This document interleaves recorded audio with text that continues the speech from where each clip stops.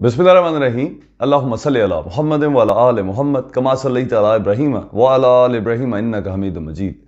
अस्सलाम वालेकुम, मैं हूं आसिम रज़ा और आप देख रहे हैं सीधी बात आसिम के साथ। नाज़रीन, आज का उन्वान है वरना।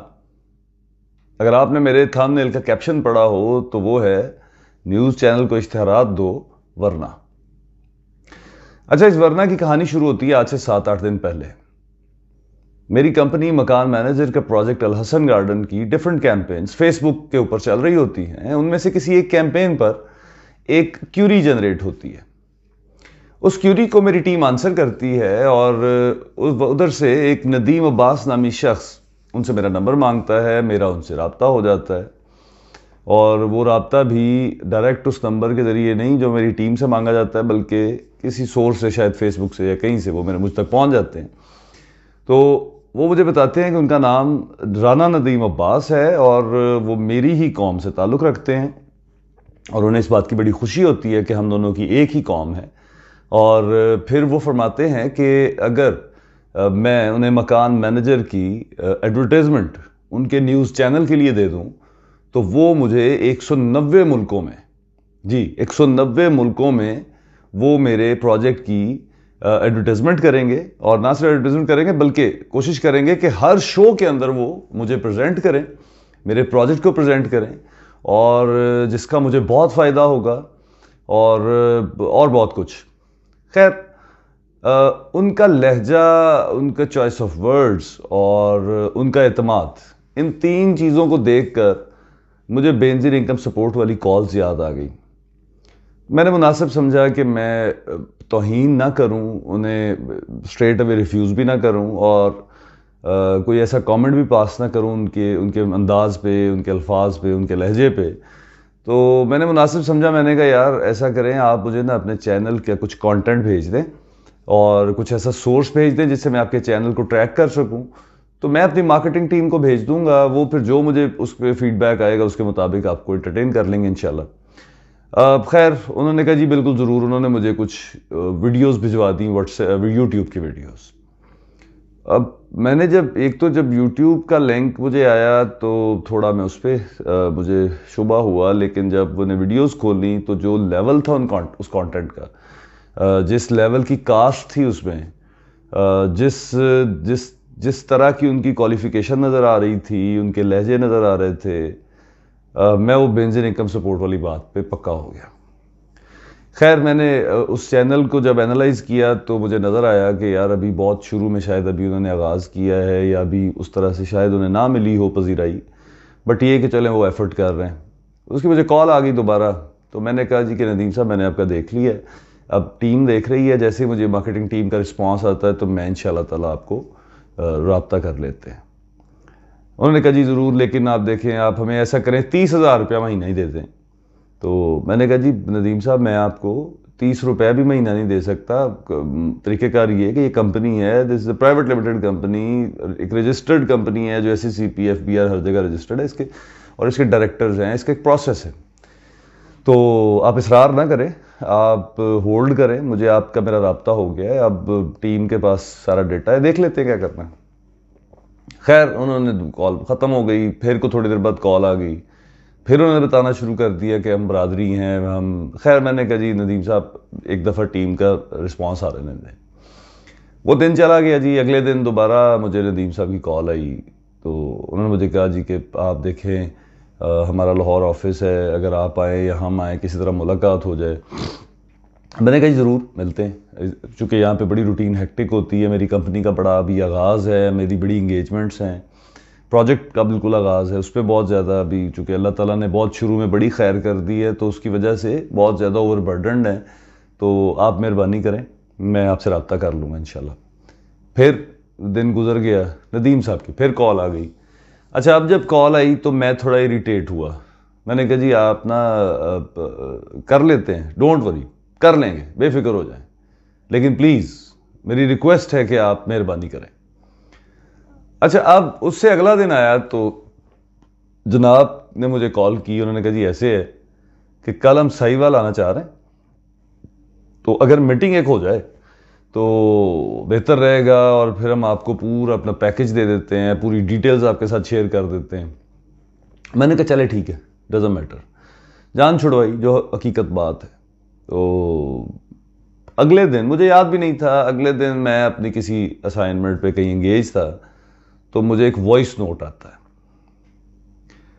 तो आप ज़रा वो वॉइस नोट सुने। अस्सलाम वालेकुम जी राना साहब, कैसे हैं आप? ठीक ठाक हैं राना साहब? हम लाहौर से निकल आए हैं, तो आप मुझे ना लोकेशन सेंड कर दीजिएगा, ठीक है? बहुत शुक्रिया आपका। जी, तो ये वॉइस नोट आता है, मैं उन्हें उसके जवाब में लोकेशन सेंड कर देता हूँ। इसका सारा रिकॉर्ड मेरे पास है, जितनी बातें मैं आपसे कर रहा हूँ मैं उसका रिकॉर्ड सेंड कर देता हूँ लोकेशन। उसके बाद मुझे कॉल्स आना शुरू हो जाती हैं, कोई 1.5-2 घंटे बाद। मैं समझ गया कि ये पहुंच गए होंगे। मैंने वहीं जहाँ मैं बैठा था वहीं से मैंने अपने प्रोजेक्ट मैनेजर को मैसेज किया, उनका नंबर, और साथ में कॉल की। उन्हें कही ये एक पार्टी है, जिक्र मैं उनसे पहले ही कर चुका था। मैंने कहा ये वही चैनल वाली पार्टी है यार, इनसे मिल लो, और अगर ये रीज़नेबल लोग हों और आप समझें कि ये मतलब उस लेवल के लोग हैं कि इन्हें आपको एंटरटेन करना चाहिए, तो आप ज़रूर इन्हें रोकिएगा, इन्हें बिठाइएगा, इन्हें खाना शाना खिलाइएगा, इनको पूरी सेवा करिएगा इनकी, और मुझे इन्फॉर्म कर दीजिएगा। मैं जैसे ही फ्री हुआ मैं आपको इंशाल्लाह रब्ता कर लूँगा। उन्होंने कहा जी ठीक है। उन्हें पता था मैं कहाँ एंगेज हूँ। तो मुझे कोई कॉल नहीं आई, ना मेरे प्रोजेक्ट मैनेजर की, ना उनकी तरफ से वो कॉल आई। रात 9 बजे, सॉरी 8 बजे, 8 बजे मुझे मेरे प्रोजेक्ट मैनेजर की कॉल आती है, सलाम दुआ करके कहता है बॉस आपकी में से किसी से कोई मुलाकात नहीं थी? मैंने कहा जी नहीं। कहता बॉस अच्छा ही हुआ आप नहीं मिले। मैंने कहा जी खैरियत, हुआ क्या है? कहता जी ये कल्टस कार पे ये लोग आए हैं, और शायद वो रेंट की कार थी, अल्लाह बेहतर जाने जो भी उस पर हकीकत है। तो ये 4-5 लोग थे टोटल, ड्राइवर समेत। तो 2 लड़कियां थी, 3 लड़के थे, और तीनों के हुलिये, उनके लिबास तकरीबन मसखरों वाले थे, और मेकअप जो थे वो बह गए हुए थे चेहरों पे, उसी किस्म के सूरत हाल थी। और जो एग्जैक्टली वर्ड्स उसने बोले हैं राय ने, वो कहता है जी कि बॉस ये भांड लग रहे थे, कोई इस किस्म का उनका अंदाज था। और काफ़ी काफ़ी उसने मुनासिब वर्ड्स बोले। तो मैंने कहा यार कोई बात नहीं, ऐसे नहीं करते। तो कहता बॉस मैं मजबूरन कह रहा हूँ, मैं कभी भी ऐसे लफ्ज़ ना बोलता। उनका अंदाज, उनके अल्फाज, उनका लहजा, उनका चाल चलन बड़ा अजीब था। मैंने कहा यार छोड़ो बस, का बात हो गई, बस समझ गया हूँ मैं जो बात थी उसके अंदर। तो खैर उसका फ़ोन बंद हो गया। 9 बजे मुझे व्हाट्सएप मैसेज आता है नदीम का कि राना साहब अच्छा नहीं, अच्छी बात नहीं है, आपने हमें बुलवा के आप हमें नहीं मिले। तो मैंने खैर उस पर क्या जवाब देना था।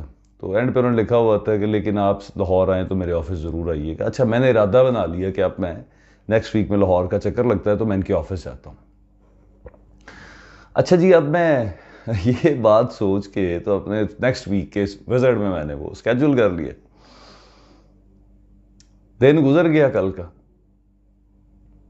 सॉरी परसों का, और कल फिर मुझे 4 वॉइस नोट्स आते हैं ऊपर नीचे।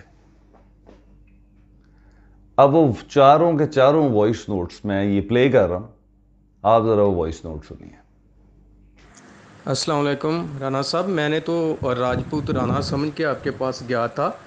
आपने टाइम रखा मुलाकात का, आपने ऐड का, कमर्शियल का टाइम रखा, मेरे साथ मुलाकात करने का टाइम रखा, लेकिन मुझे नहीं पता था कि आप फेक और 2 नंबर हाउसिंग स्कीम आप फेक वहाँ पे बैठे हुए हो। लेकिन जो आपने हमारे साथ किया है इसको मैं हाईलाइट ज़रूर करूँगा, क्योंकि मेरे नंबर पे अभी आपकी जो स्टाफ वहाँ पे थी उसकी कॉल आई कि आपने कमेंट्स किया हुआ था, आपने प्लाट लेना है, तो आगे उसने बदतमीज़ी की। मैंने उसको उसका नंबर मांगा, साथ जो कंप्यूटर पे लड़का बैठा हुआ था, तो उसने आगे बदतमीज़ी करना शुरू कर दी। ठीक है, मुझे नहीं पता कि आपने इतना बदतमीज़ स्टाफ रखा हुआ है। मैं एक अदारे का चेयरमैन हूँ, ठीक है? तो आपने बुला के जिस तरह हमारे साथ सलूक किया, अच्छा नहीं किया। इसका मैं ज़रूर हाईलाइट करूँगा, और इसका ज़रूर मैं जो है ना जो मुझसे होगा वहाँ तक मैं पब्लिक को बताऊँगा कि ये किस तरह के बंदे हैं।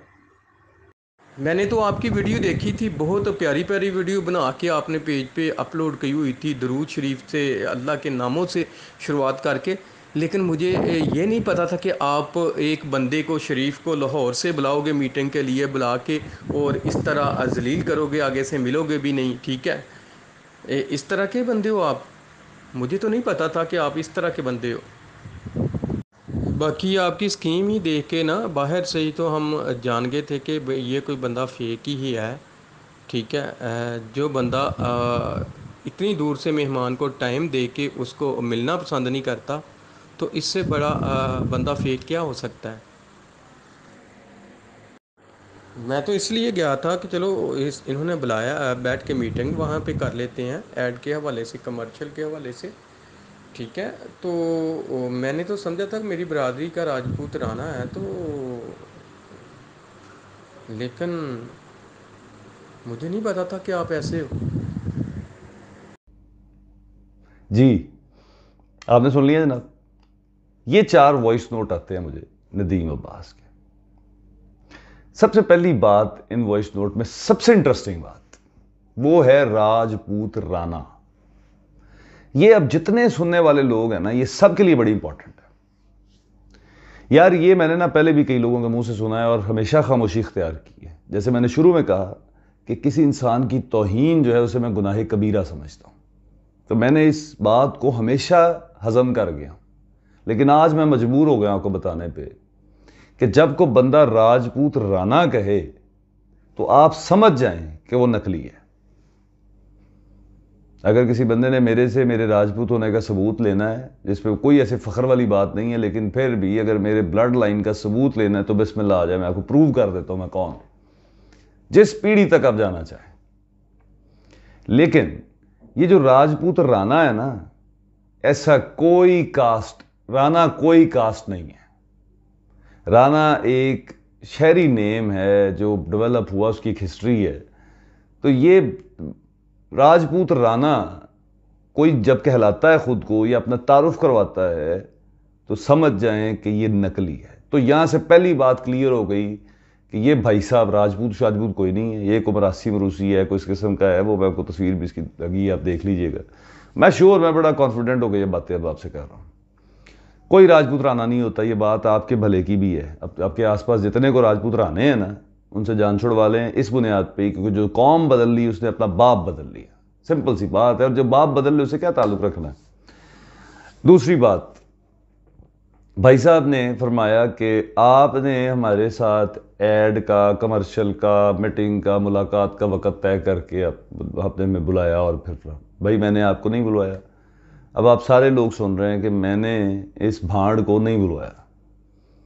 मैंने इन्होंने कहा हम आना चाहते हैं, तो मैंने कहा आ जाए, बस मैं यही कहा। और मैं इनको पहले कह चुका था मेरी टीम आपसे बात करेगी, तो टीम नहीं बात करनी थी, टीम ने बात की। खैर यहां तक भी बात कोई मसला नहीं। गलत बात है ये, माजरत के साथ ये गलत बात है कि मैंने इन्हें बुलवाया। मैंने इन्हें बिल्कुल नहीं बुलवाया। मैं बिल्कुल कोई ऐसा इस ARY चैनल पे ना मैं कोई ऐड नहीं देना चाह रहा था। फिर ये फरमाते हैं कि इन्होंने मेरी वीडियोस देखी, उसमें मैं दुरूद शरीफ और बड़ी अच्छी बातें, लेकिन इनको नहीं पता था कि मैं फेक हूँ। मैं क्यों फेक हूँ? क्योंकि मैंने इन्हें कमर्शियल नहीं दिए, 30,000 रुपया महीना नहीं दिया, ठीक है।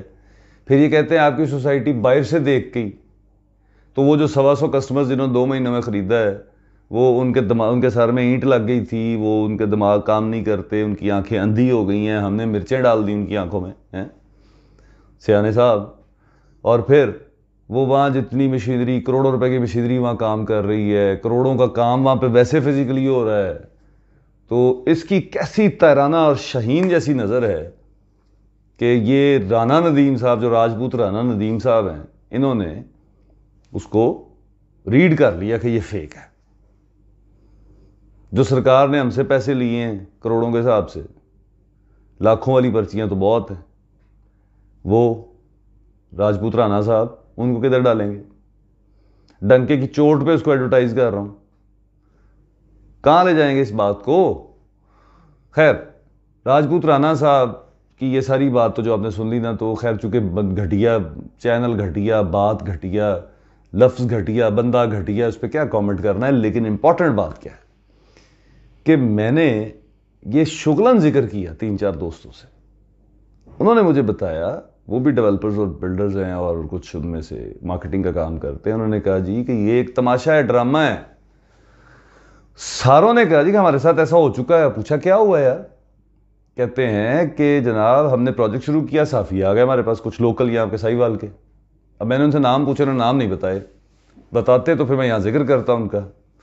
उन्होंने कहा जी वो साफ़ी साहब आ गए हमारे पास और उन्होंने वो ब्लैकमेल किया कि हम कमिश्नर के साथ पास जाएंगे, हम अवाने वाने बाला में जाएंगे, आपका प्रोजेक्ट ठीक नहीं है, आप कुछ दो नंबरी कर रहे हैं, आप फ्रॉड कर रहे हैं।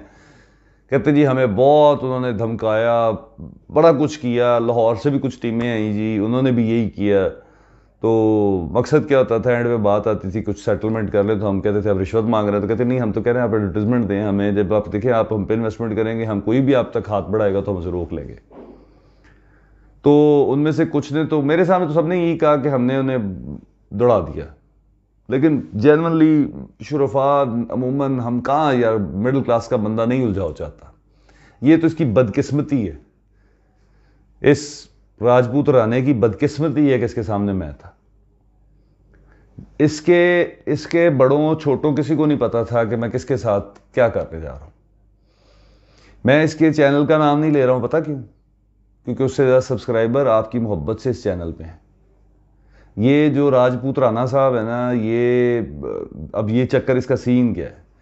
ये फेक सियासतदान, फेक एक्टर्स, फेक ब्यूरोक्रेट्स, ये इनके प्रोग्राम्स भाई साहब कर रहे होते हैं। मैंने तो जब मेरे पास जो आए हुए हैं ना प्रोग्राम, मैं वो आप बहुत जो जिस दोस्त को चाहिए होंगे मैं उसे भेज दूंगा, वो देखे कि इन करेक्टर्स को क्या नाम दे के बहुत बड़े प्रोड्यूसर, बहुत बड़े आर्टिस्ट, बहुत बड़े सियासतदान, बहुत बड़े ब्यूरोक्रेट कह के जिनको बिठाया हुआ है, उनको गूगल तक नहीं पहचानता। बाकी तो छोड़ दें, जहाँ पे ABC वाले DB कुछ भी लिख दे तो वो निकल आता ना जी, वहाँ भी वो नहीं निकलते।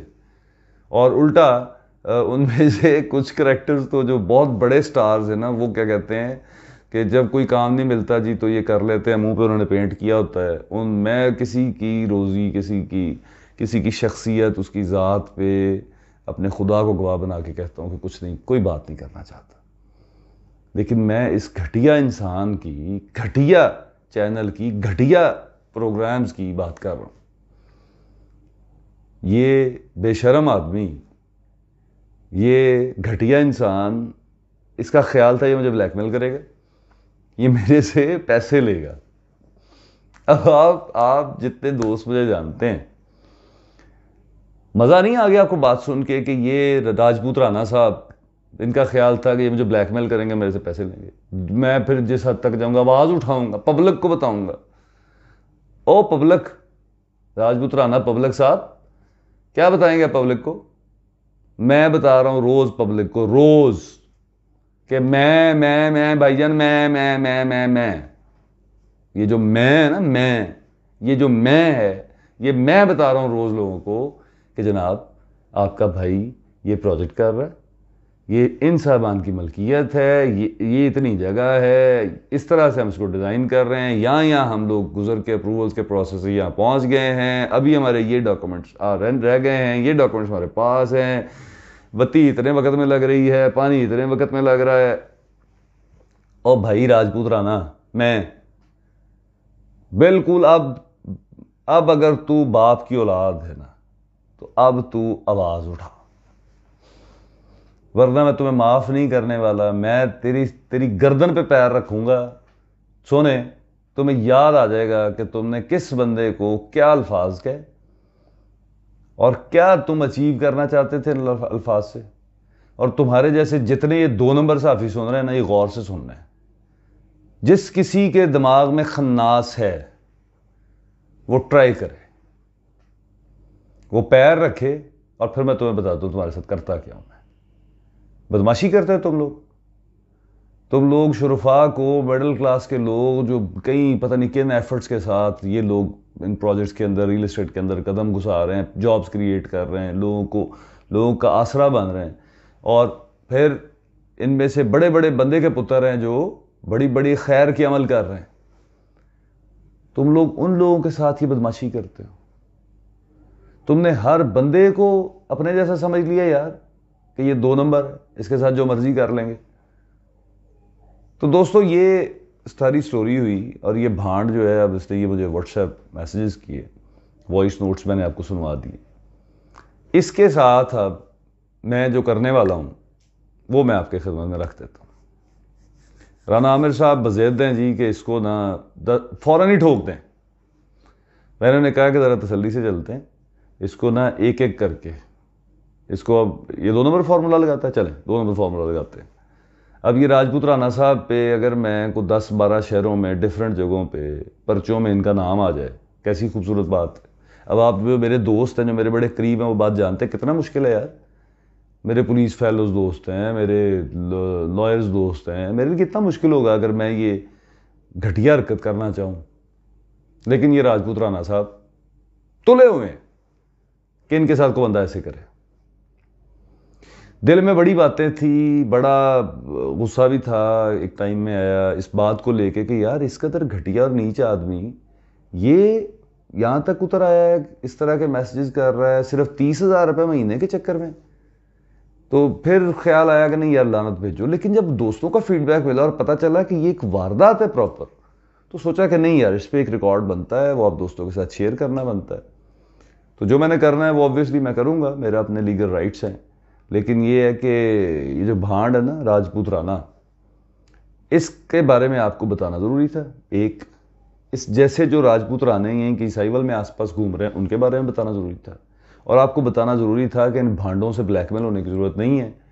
सिर्फ रब्ता करें भाई से, बैठ के डिस्कस करेंगे, आपको एक सिंपल सोल्यूशन बताऊंगा। अगले दिन किसी चौक में लटके होंगे भाई साहब, वो लटके से मुराद इखलाकी तौर पे, तो सारों को समझ आ जाएगी। देखो सिंपल सी बात है भाई, 2 नंबर काम मत करो, करोगे तो तुम्हें खौफ भी आएगा, तुम्हें सब कुछ करना पड़ेगा, ये राजपूत राने तुम्हें खा जाएंगे।